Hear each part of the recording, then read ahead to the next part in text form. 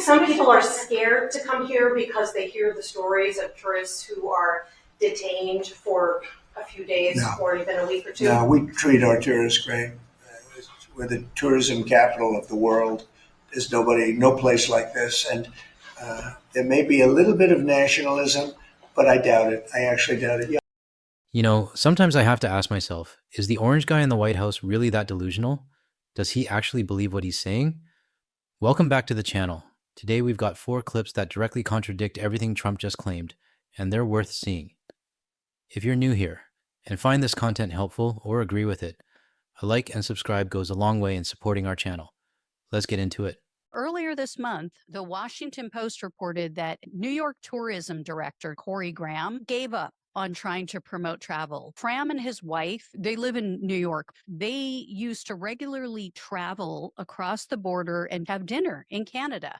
Well, now Fram is saying they're not exactly getting the warmest of receptions and they don't feel welcome by Canadians anymore. He told the Washington Post, quote, "Canadians are pushing back against American iconography and American culture." Stacy Ritter is the head of Visit Lauderdale in South Florida. She told the Washington Post, quote, "For the nicest people on the planet who are Canadians, the language is strong. There's a lot of anger out there." So Ritter's agency is reporting there's been a 35% drop in Fort Lauderdale hotel bookings for the month of May. Ritter told the Washington Post, quote, "I'm not sure the administration thought this through, but this is an unintended consequence that may or may not have an impact." Yeah, it will have an impact. I can answer that for you.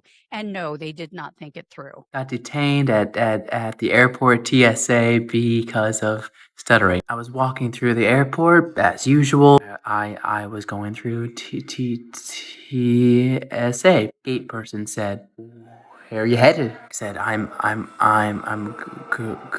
going to Florida." He said, "Are you sure about that? You seem kind of nervous." I said, "No, I just stutter sometimes." He said, "I need to take you this way for an extra pat down."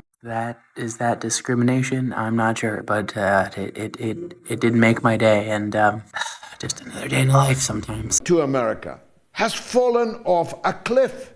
It's down 40%. And does anyone wonder why?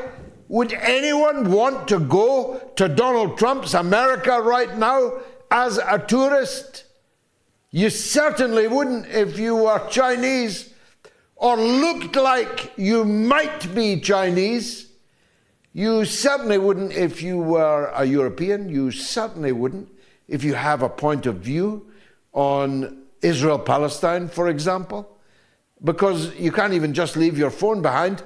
They have taken AI readings on your social media habits, and you simply won't be allowed into the United States. So the 40% drop in tourism is going to harm the American economy very severely indeed. And this attitude of snarling belligerence, whether it's mild-mannered Denmark, pusillanimous Panama, or the mullahs in Iran, or the Arabs in the Levant, you are making enemies forever, and generational enemies forever for the United States. It's unnecessary, it's ugly, and it won't work. So breaking news out of the travel industry today. And Mega, you guys go ahead and sit this one out because it's your fault we're in this mess. Anyway, the travel industry is predicting that tourism could see a $64 billion loss this year due to international travelers canceling their plans because of Trump's politics and rhetoric. So much for him being such a great businessman, huh? Yo, what's good, everybody? So I just read a story about how tourism in America is cratering. More specifically, foreign tourism in America is cratering. People, for the first 3 months of this year, they just stopped coming here. folks from Europe, folks from Canada, folks from Asia. And it's all due to this authoritarian turn by the United States. This crackpot wannabe dictator in the White House is causing people from around the globe not to come here.